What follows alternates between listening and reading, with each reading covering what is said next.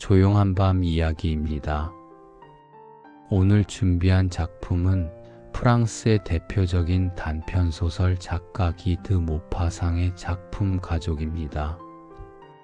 프랑스 사실주의 문학의 거장인 기드 모파상은 인간 본성의 어두운 구석과 사회적 위선을 날카롭게 파헤치는 작가로 잘 알려져 있습니다. 모파상은 화려한 사건보다 평범한 사람들의 삶 속에 숨겨진 진실을 예리하게 그려낸 작가로 그의 작품에는 인간의 욕망과 외로움 그리고 관계의 아이러니가 현실적으로 담겨 있어 겉으로 보기에는 평범하고 평화로워 보이는 일상 속에 숨겨진 잔혹함과 허물을 여김없이 드러내는데 탁월한 성취를 보여줍니다. 그래서 오늘날에도 많은 사랑을 받고 있는 것 같습니다. 가족은 누구보다 가깝다고 생각했던 사람들 사이에도 이해하지 못하는 거리와 말하지 못한 감정이 존재할 수 있음을 보여주며 가족을 가장 잘 안다고 생각하지만 어쩌면 가장 오래 함께한 사람일수록 제대로 바라보지 못하는지도 모릅니다. 오늘 이야기를 들으며 가족이란 무엇인지, 그리고 진정한 이해와 사랑은 어디에서 시작되는지 함께 생각해보는 시간이 되시길 바랍니다. 이제 시작해보겠습니다. 시작하기 전 구독과 좋아요 큰 힘이 됩니다. 감사합니다. 이 작품은 오랜 세월이 흐른 뒤 재회한 두 친구의 모습을 통해 인간이 세월의 흐름 속에서 어떻게 정신적 풍요를 잃고 물질적이고 동물적인 평온함에 안주하게 되는지를 차갑게 조명합니다. 작가가 이 글을 집필하던 시기의 유럽 사회는 중산층의 안락한 삶이 최고의 가치로 추구되던 때였습니다. 모파상은 이러한 시대적 분위기 속에서 가족이라는 울타리가 때로는 개인의 지성을 마비시키고 타인의 고통을 유흥으로 소비하는 잔인한 집단으로 변질될 수 있음을 고찰합니다. 독자 여러분은 이 글을 읽으며 우리가 당연하게 여기는 가족의 유대와 도덕적 돌봄이라는 개념 뒤에 어떤 권력 관계와 이기심이 숨어 있는지 깊이 생각해 보게 될 것입니다. 특히 한 인간의 품위가 가까운 지인들에 의해 어떻게 해체되는지, 그리고 지적 교류가 사라진 자리에 무엇이 남게 되는지를 주목하며 감상하시길 권합니다. 소설을 시작합니다. 15년 동안 연락이 끊겼던 옛 친구 시몽 라드뱅을 만나게 되었습니다.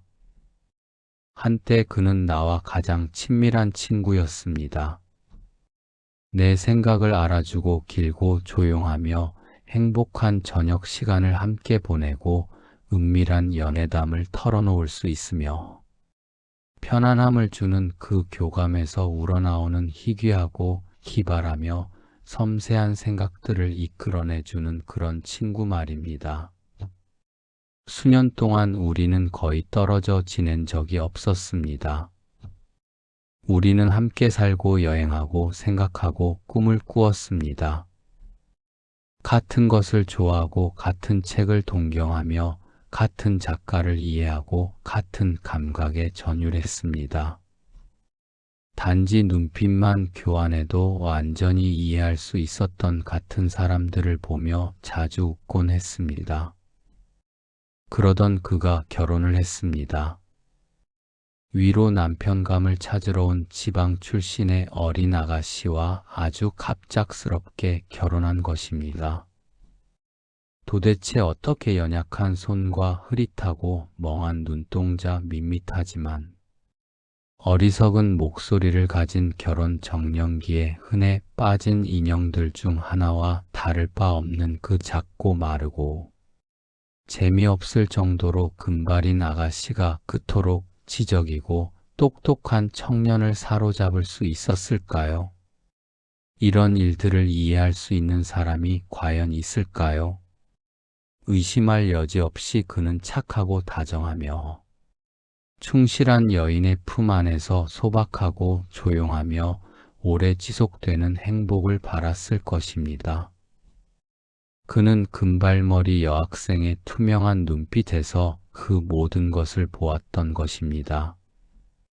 그는 활동적이고 생기 넘치며 활발한 남자는 그 바보 같은 현실을 깨닫는 순간 모든 것의 실증을 느끼게 된다는 사실을 꿈에도 생각하지 못했습니다. 아무것도 이해하지 못할 정도로 짐승처럼 우둔해지지 않는 한 마리입니다. 그를 다시 만나면 어떤 모습일까 생각했습니다. 여전히 생기 넘치고 재치 있으며 쾌활하고 열정적일까요? 아니면 시골 생활에 물들어 정신적 무기력 상태에 빠져 있을까요? 15년이라는 세월은 사람을 크게 바꿔놓을 수 있는 법입니다. 기차가 작은 역에 멈춰섰고 내가 객차에서 내렸을 때 붉은 뺨에 배가 잔뜩 나온 아주 뚱뚱한 남자가 두 팔을 벌리고 나에게 달려오며 외쳤습니다. 조루. 나는 그를 끌어안았지만 그를 알아보지 못했기에 놀란 목소리로 말했습니다. 이럴 수가, 자네 살이 하나도 안 빠졌군. 그러자 그가 웃으며 대답했습니다. 무엇을 기대했나. 좋은 생활, 훌륭한 식사, 그리고 편안한 밥 먹고 자는 것, 그게 내 삶이라네. 나는 그 널쩍한 얼굴에서 내가 그토록 아꼈던 이목구비를 찾아보려고 그를 자세히 쳐다보았습니다. 그의 두 눈만은 변하지 않았지만 예전과 같은 표정은 더 이상 찾아볼 수 없었습니다. 나는 속으로 생각했습니다. 만약 표정이 마음을 비추는 거울이라면 저 머릿속의 생각들은 예전 같지 않구나. 내가 그토록 잘 알았던 그 생각들 말이야. 그의 눈은 행복과 우정으로 가득 차 반짝이고 있었지만 지성의 발길을 말만큼이나 잘 보여주던 그 맑고 지적인 표정은 사라지고 없었습니다. 갑자기 그가 말했습니다. 여기 내 큰 아이들 2명이 있다네. 거의 숙녀가 다 된 14살 소녀와 중학교 교복을 입은 13살 소년이 머뭇거리고 어색한 태도로 다가왔습니다. 나는 낮은 목소리로 물었습니다. 자네 아이들인가? 당연하지. 그가 웃으며 대답했습니다. 몇 명이나 있는데? 5명, 집에 3명이 더 있다네. 그는 자랑스럽고 자기 만족에 빠져 거의 의기양양한 태도로 이 말을 했고, 나는 자신의 종을 퍼뜨리는 이 허영심 많고 단순한 번식자에게 깊은 연민과 모호한 경멸이 뒤섞인 감정을 느꼈습니다. 나는 그가 직접 모는 마차에 올라탔습니다. 우리는 거리에 개 몇 마리와 2~3명의 하녀 말고는 움직이는 것이 없는 활기 없고 졸리며 우울한 마을을 지나갔습니다. 여기저기서 가게 문 앞에 서 있던 상인들이 모자를 벗어 인사했고, 시몽은 답례를 하며 나에게 그 사람의 이름을 알려주었습니다.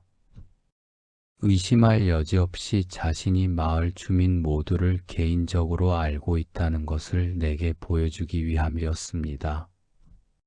나는 그가 시골에 파묻혀 지내는 모든 이들의 꿈인 하원 의원 후보가 될 생각을 하고 있다는 직감이 들었습니다. 우리는 곧 마을을 벗어났고 마차는 공원을 흉내낸 정원 안으로 들어가 진짜 성처럼 보이려고 애쓴 탑이 있는 집 앞에 멈춰 섰습니다. 여기가 내 아지트라네. 시몽이 내게 칭찬을 기대하며 말했습니다. 정말 멋지군. 나는 대답했습니다. 손님 맞이용 옷을 입고 입에 발린 인사말을 준비한 부인이 계단에 나타났습니다. 그녀는 내가 15년 전 교회에서 보았던 그 금발의 몸이 건조한 소녀가 아니라 곱슬머리에 주름 장식을 한 뚱뚱한 부인이었습니다.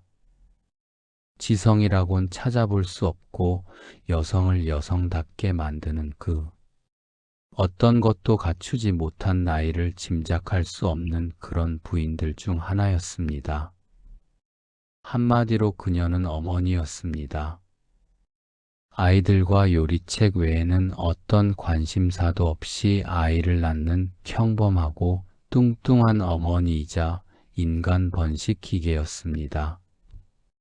그녀는 나를 환영했고 나는 현관 로비로 들어섰습니다.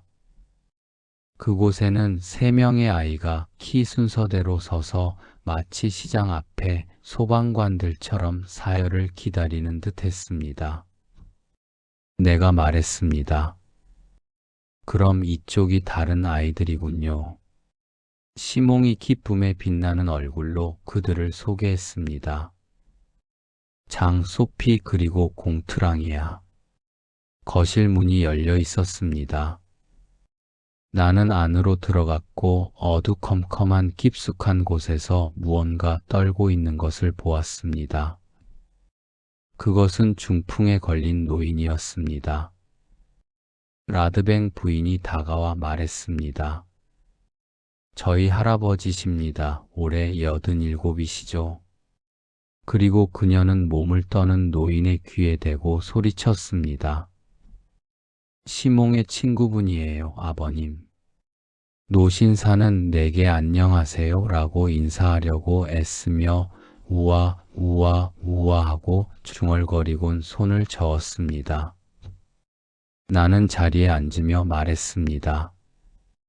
정말 친절하십니다, 어르신. 방금 들어온 시몽이 웃으며 말했습니다. 그래 할아버지와 인사를 나누었군. 저 노인장은 보물이야 우리 아이들의 기쁨이지. 하지만 어찌나 탐욕스러운지 매 끼니마다 거의 죽을 지경으로 먹어댄다네.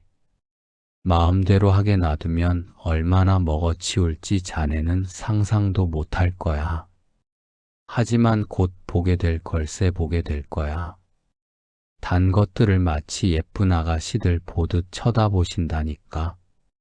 그렇게 우스꽝스러운 모습은 본 적이 없을 거야. 이따가 보게 될 거라네. 그 후 나는 저녁 식사에 맞춰 옷을 갈아입기 위해 내 방으로 안내되었습니다. 계단 뒤에서 몹시 시끄러운 소리가 들려 돌아보니 모든 아이들이 아마 나를 환영하려는 뜻에서 아버지를 따라 내 뒤를 쫓아오고 있었습니다. 내 창 밖으로는 나무 한 그루나 솟아오른 언덕 하나 없이 끝없이 펼쳐진 황량한 평원과 풀과 밀 귀리의 바다가 내다 보였습니다. 그들이 이 집에서 영위하고 있을 삶을 보여주는 놀랍고도 우울한 풍경이었습니다. 저녁 식사를 알리는 종이 울렸고 나는 아래층으로 내려갔습니다. 라드뱅 부인이 격식을 차려 내 팔을 잡았고 우리는 식당으로 들어갔습니다. 하인이 노인이 탄 안락 의자를 밀고 들어왔습니다. 노인은 떨리는 머리를 힘겹게 이 접시 저 접시로 돌리며 탐욕스럽고 호기심 어린 눈빛으로 디저트를 쳐다보았습니다. 시몽이 두 손을 비비며 말했습니다. 아주 재밌을 거야. 식탐이 많은 할아버지의 모습을 내가 보게 될 것이라는 사실을 알아챈 아이들은 일제히 웃음을 터뜨렸고 어머니는 그저 미소를 지으며 어깨를 으쓱했습니다. 시몽은 두 손을 나팔 모양으로 만들어 노인을 향해 소리쳤습니다. 오늘 저녁엔 달콤한 크림 쌀죽이 있어요. 할아버지의 주름진 얼굴이 환해지더니 머리부터 발끝까지 더욱 격렬하게 떨렸는데 이는 그가 말을 알아들었고 매우 기뻐하고 있음을 보여주는 것이었습니다. 저녁 식사가 시작되었습니다. 한번 보게나 시몽이 속삭였습니다. 노인은 수프를 좋아하지 않아 먹기를 거부했지만 건강을 위해서는 먹어야만 했습니다. 하인이 노인의 입에 숟가락을 억지로 밀어넣자 노인은 수프를 삼키지 않으려고 어찌나 세차게 입을 불어대던지 수프가 물보라처럼 탁자와 옆 사람들에게 온통 튀어버렸습니다. 아이들은 그 광경에 배를 잡고 뒹굴며 웃었고 함께 즐거워하던 그들의 아버지는 말했습니다. 노인장 모습이 정말 우스꽝스럽지 않나. 식사 내내 사람들의 관심은 오로지 그에게 쏠려 있었습니다. 노인은 식탁 위에 음식들을 눈으로 집어 삼켰고 떨리는 손으로 음식들을 움켜쥐어 자기 쪽으로 끌어당기려 했습니다. 가족들은 그의 헛된 노력과 떨리는 손가락, 온몸과 눈과 입, 그리고 음식 냄새를 맡는 코이, 애처로운 호소를 구경하기 위해 접시들을 그의 손이 닿을락 말락한 곳에 놓아두었습니다. 노인은 뜻을 알 수 없는 콧소리를 내며 열망에 차 식탁 위로 침을 흘렸습니다. 온 가족이 이 끔찍하고 기괴한 장면을 보며 무척 즐거워했습니다. 그러고 나서 그들은 그의 접시에 아주 작은 조각을 놓아주었고 노인은 가능한 한 빨리 더 얻어 먹으려고 열정적인 폭식가처럼 먹어치웠습니다. 달콤한 쌀죽이 나왔을 때 노인은 발작을 일으킬 듯 탐욕스럽게 신음했고 공투랑이 그에게 소리쳤습니다. 벌써 너무 많이 드셨어요. 더는 안 돼요. 그리고 그들은 노인에게 아무것도 주지 않는 척했습니다. 그러자 노인은 울기 시작했습니다. 그는 울면서 그 어느 때보다 심하게 몸을 떨었고 아이들은 모두 웃었습니다. 그러나 마침내 그들은 아주 작은 조각을 덜어 그에게 주었습니다. 노인은 첫 입을 먹을 때 오리가 너무 큰 조각을 삼킬 때처럼 목구멍에서 우스꽝스러운 소리를 내며 목을 움직였고 그것을 다 삼킨 후에는 더 달라는 듯 발을 구르기 시작했습니다. 나는 이 슬프고도 우스꽝스러운 탄탈로스에게 연민을 느껴 그를 위해 나섰습니다. 이복에 쌀죽을 조금만 더 드리게. 하지만 시몽은 대답했습니다. 안 돼, 친구, 저 연세에 너무 많이 드시면 해로워. 나는 입을 다물고 그 말에 대해 곰곰이 생각했습니다. 도덕이여 논리여 지혜여. 저 연세에. 그들은 노인의 건강을 생각한다는 이유로 그에게 남은 유일한 즐거움을 빼앗고 있었습니다. 건강 무기력하게 떨고 있는 폐인인 그가 그 건강으로 무엇을 한단 말인가요? 그들은 자신들이 그의 생명을 보살피고 있다고 말했습니다. 그의 생명 며칠이나 더 열흘, 20일, 50일 아니면 100일.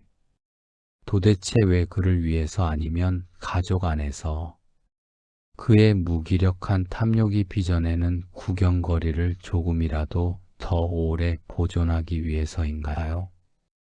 이 삶에서 그가 할 수 있는 일은 아무것도 단 하나도 남아있지 않았습니다. 그에게 남은 유일한 소원 단 하나의 즐거움. 그가 죽을 때까지 그 마지막 위안을 허락해주면 안 되는 것일까요? 오랜 시간 카드 놀이를 한 후 나는 내 방으로 올라가 침대에 누웠습니다. 우울하고 슬프고 또 슬프고 슬펐습니다. 나는 창가에 앉았습니다.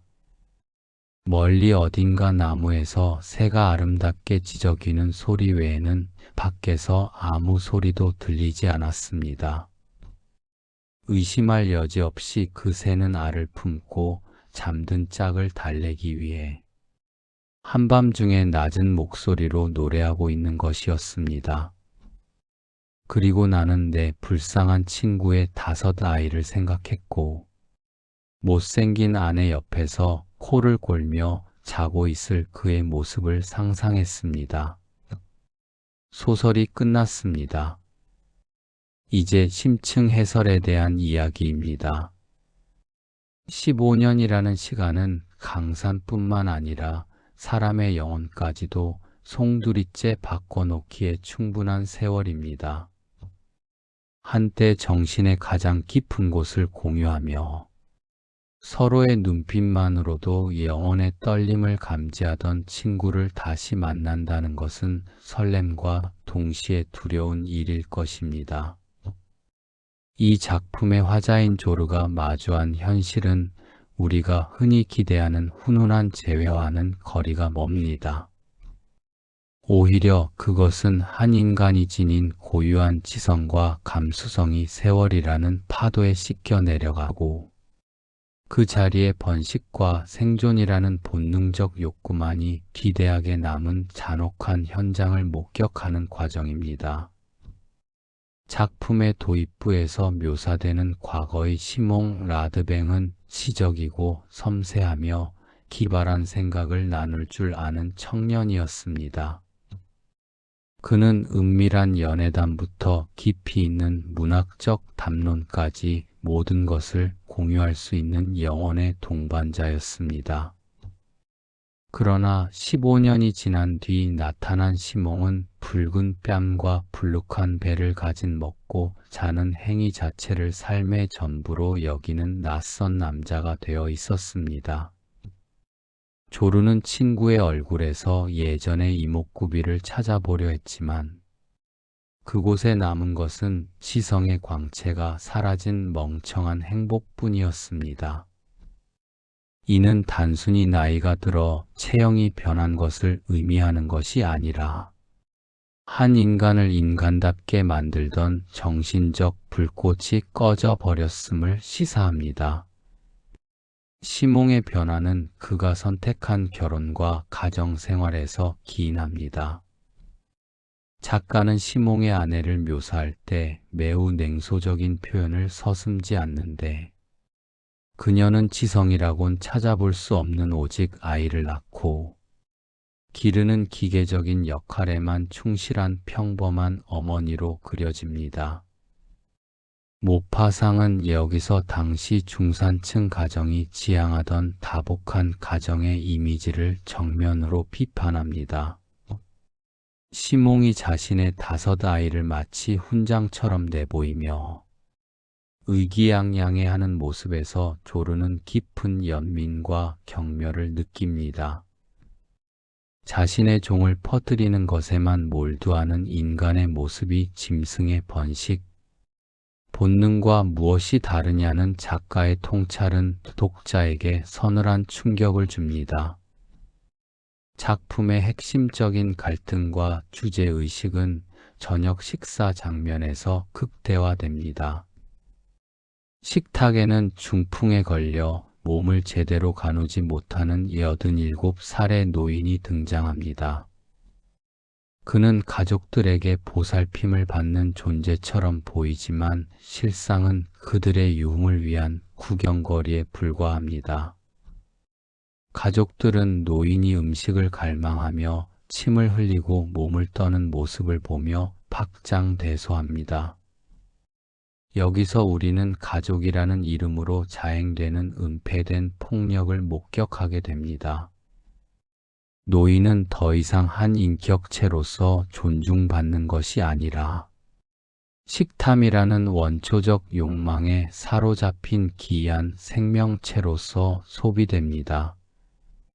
아이들은 할아버지의 고통스러운 갈망을 보며 배를 잡고 웃고, 부모는 이를 제지하기는커녕 함께 즐거워합니다. 이러한 광경은 문명화된 사회의 가정 내부에서 일어나는 일이라고 믿기 어려울 정도로 원시적이고 잔인합니다. 특히 노인이 좋아하는 달콤한 쌀죽을 앞에 두고 그를 놀리는 장면은 이 작품의 비극성을 정점으로 끌어올립니다. 가족들은 건강을 위한다는 명목으로 노인에게 음식을 주지 않으며 그가 우는 모습을 즐깁니다. 조르는 여기서 도덕과 논리의 모순을 발견합니다. 죽음을 앞둔 노인에게 남은 유일한 즐거움인 먹는 행위를 건강을 이유로 빼앗는 행위가 과연 누구를 위한 것인지 묻습니다. 그들은 노인의 생명을 연장하려 한다고 말하지만 조르가 보기에 그것은 노인을 위한 것이 아니라 그를 구경거리로 삼는 자신들의 즐거움을 연장하려는 이기심에 불과합니다. 삶의 의미가 모두 사라지고 오직 감각적인 쾌락만이 남은 존재에게 그 마지막 위안조차 허락하지 않는 가족들의 모습은 인간이 가진 잔인함의 끝을 보여줍니다. 노인은 탄탈로스처럼 눈앞에 음식을 두고도 먹지 못하는 영원한 굶주림의 형벌을 가족이라는 간수들에게 받고 있는 셈입니다. 식사를 마친 후 조르가 방에서 바라보는 풍경 또한 상징적입니다. 끝없이 펼쳐진 황량한 평원과 풀의 바다는 시몽이 처한 정신적 무기력과 고립을 시각적으로 구현합니다. 나무 한 그루도 보이지 않는 지루한 풍경은 변화없는 일상, 지적 자극이 거세된 삶, 그리고 본능에만 충실한 권태로운 생존을 대변합니다.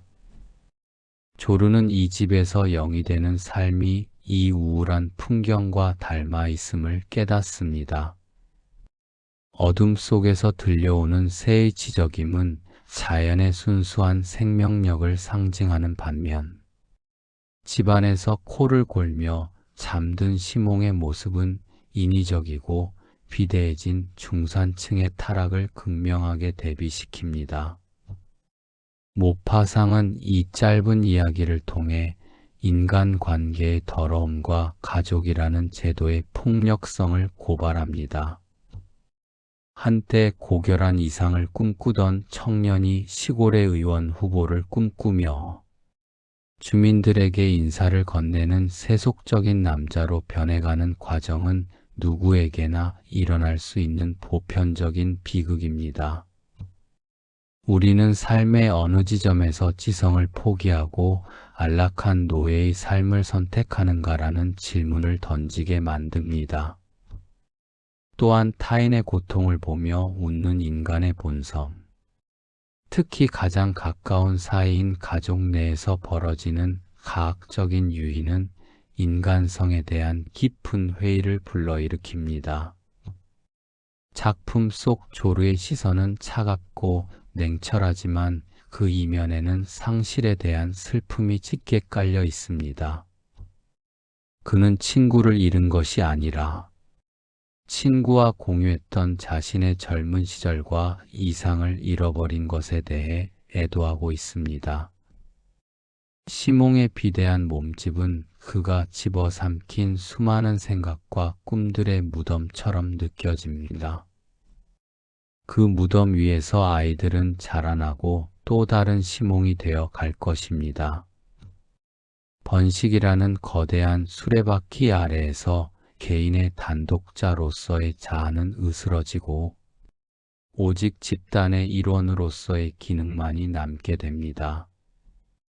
이 글을 읽는 우리는 스스로에게 물어야 합니다.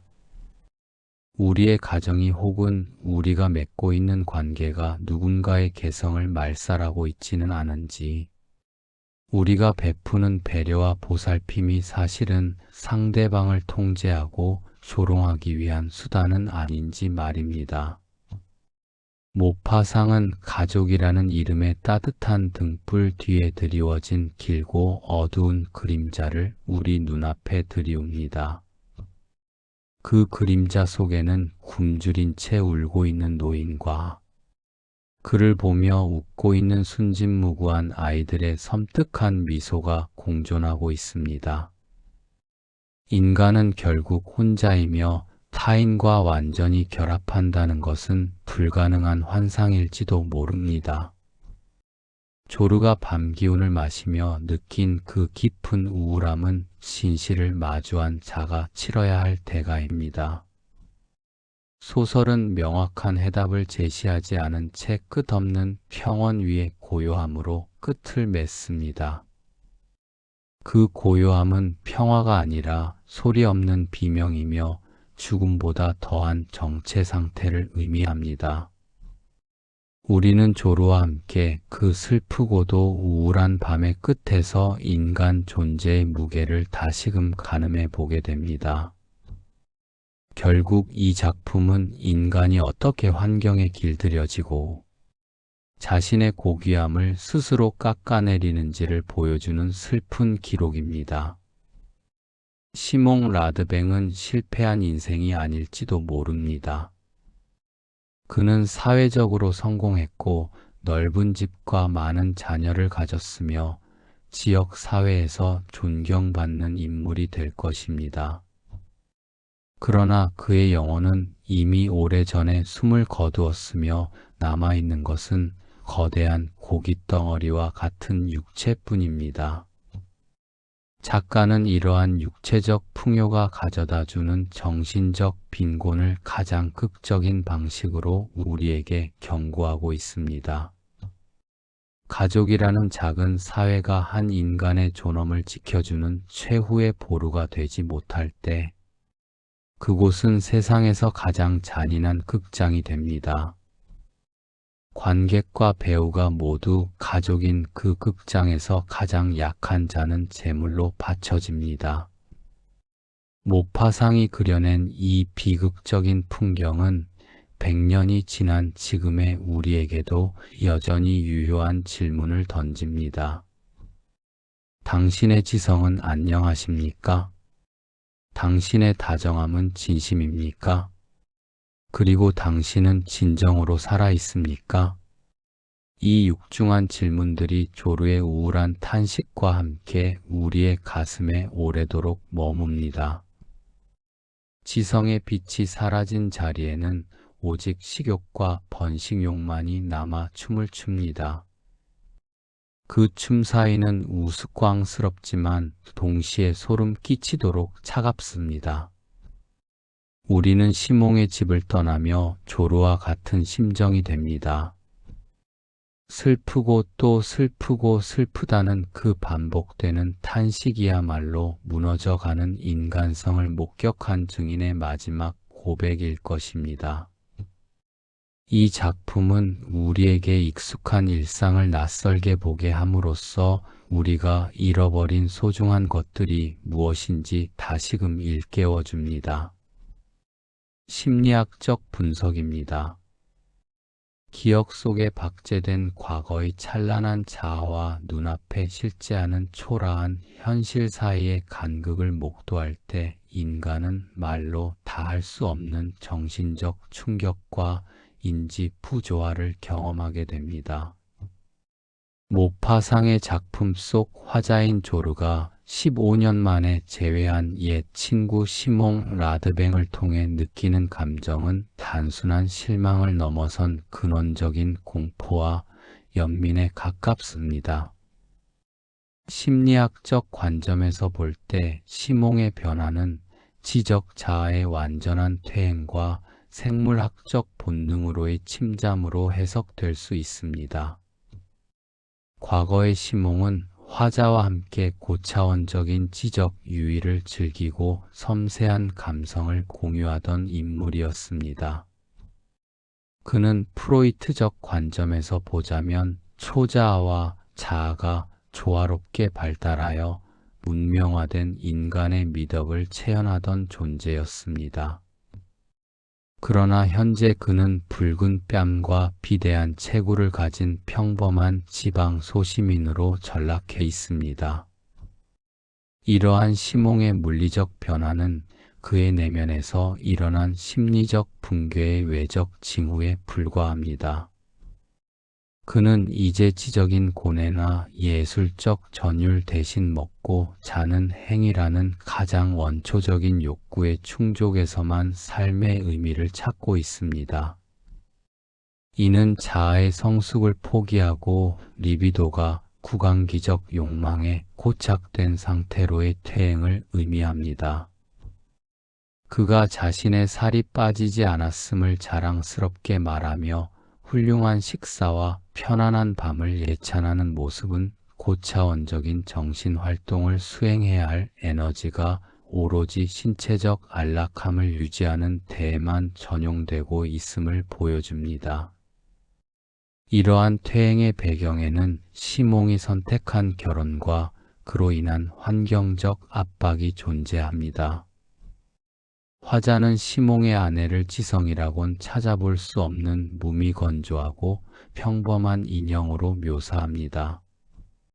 심리학적으로 시몽은 이 여성과의 결합을 통해 복잡하고 고통스러운 지적 탐구의 세계로부터 도피하여 소박하고 예측 가능한 안락함 속에 안주하려는 방어 기제를 작동시킨 것으로 보입니다. 그는 자신의 불안이나 고독을 직면하는 대신 아이를 낳고 기르는 생물학적 재생산의 굴레 속으로 자신을 투사함으로써 자아의 정체성을 상실한 채 가족이라는 집단적 정체성 뒤로 숨어 버렸습니다. 그가 5명의 아이를 소개하며 보여주는 의기양양한 태도는 아들러의 개인 심리학적 관점에서 분석하자면 일종의 보상 기제이자 우월성 추구가 변질된 형태입니다. 그는 지적인 성취나 개별적 자아의 실현에서 실패한 지점을 번식이라는 본능적 행위의 결과물로 대체함으로써 자신의 존재 가치를 확인받으려 합니다.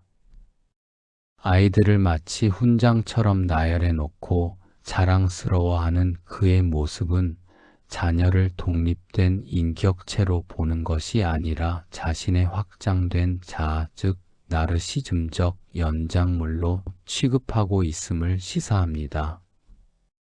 이는 시몽의 자아가 외부 세계와 소통하며 성장하지 못하고 좁은 가정의 테두리 안에 갇혀 고립되었음을 의미하는 심리적 폐쇄성을 단적으로 드러냅니다.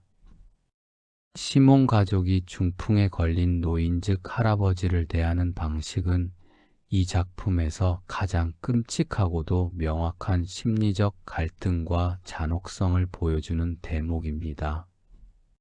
할아버지는 육체적 기능이 마비되고 오로지 식탐이라는 생존 본능만 남은 인간의 극단적 퇴행을 상징합니다. 가족들은 이 노인의 무기력한 욕망을 연민으로 보듬는 대신 이를 구경거리와 오락의 소재로 소비합니다. 이는 집단 심리학에서 나타나는 희생양 메커니즘의 변형으로 볼 수 있습니다. 시몬과 그의 아내 그리고 아이들은 노인의 비참한 상태를 비웃음으로써 자신들의 건강함과 정상성을 확인하고 집단적 유대감을 강화합니다. 아이들이 노인의 입에 수프를 억지로 밀어넣거나 음식을 줄 듯 말 듯 약 올리는 행위에 동참하며 배를 잡고 웃는 장면은 부모로부터 학습된 공감 능력의 부재와 타자의 고통을 유희화하는 가학적 성향을 적나라하게 보여줍니다. 심리학적으로 아이들은 부모의 가치관을 내면화하는 과정에서 약자에 대한 연민보다는 강자의 권력을 휘두르는 쾌감을 먼저 습득하게 된 것입니다.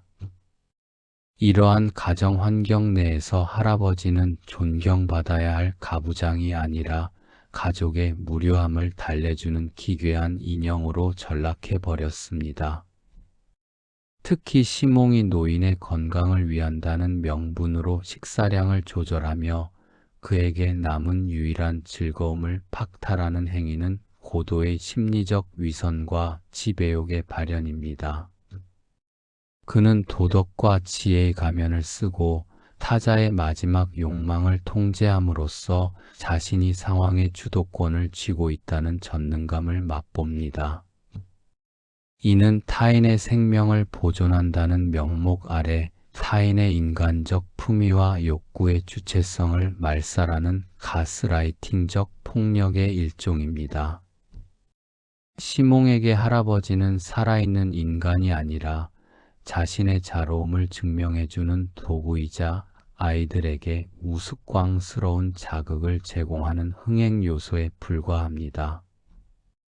이러한 태도는 시몽의 내면에 잠재된 죽음에 대한 공포와 노화에 대한 혐오가 할아버지라는 대상을 향해 투사된 결과이기도 합니다. 노인의 비참한 모습을 우스꽝스럽게 조롱함으로써 시몽은 언젠가 자신도 맞이하게 될 신체적 몰락의 공포로부터 심리적 거리두기를 시도하는 것입니다. 화자인 조르가 느끼는 깊은 우울과 슬픔은 바로 이러한 인간성의 상실을 목격한 자의 실존적 고뇌입니다. 그는 창밖의 황량한 평원을 바라보며 시몽의 가족이 영위하는 삶의 공허함을 절감합니다. 나무 한 그루 없는 단조로운 풍경은 지적 자극과 정신적 고향이 사라진 시몽의 내면 세계를 시각적으로 형상화한 공간입니다. 조르는 과거에 공유했던 찬란한 정신적 교감이 육체적 비대함과 일상의 비루함 속에 매몰되어 버린 현실을 받아들이기 힘들어합니다. 그에게 시몽은 생물학적으로는 살아있으나 정신적으로는 이미 죽은 존재나 다름없습니다. 밤중에 새가 짝을 위해 노래하는 소리는 자연의 순수한 생명력과 대비되는 시몽 가족의 기괴하고 인위적인 생존 방식을 더욱 도드라지게 만듭니다. 조르가 마지막에 떠올리는 잠든 시몽과 그의 아내의 모습은 지극히 평범해 보이지만 그 이면에 숨겨진 잔인한 무관심과 지적 무기력을 함축하며 독자에게 깊은 심리적 잔상을 남깁니다.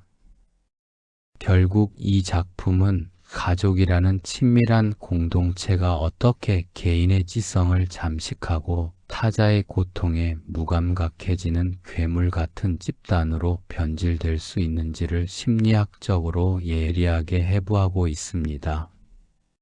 함께 읽으면 좋은 소설 추천입니다. 모파상의 작품이 보여주는 인간 본성의 잔인함과 가족이라는 폐쇄적 집단 내에서의 소외 문제를 더 깊이 탐구하고 싶은 독자들에게 프란츠 카프카의 변신을 가장 먼저 추천하고 싶습니다. 두 작품은 평범해 보이는 가정이라는 울타리가 구성원의 쓸모와 기능에 따라 얼마나 순식간에 냉혹한 수용소로 변할 수 있는지를 극명하게 보여준다는 점에서 궤를 같이 합니다.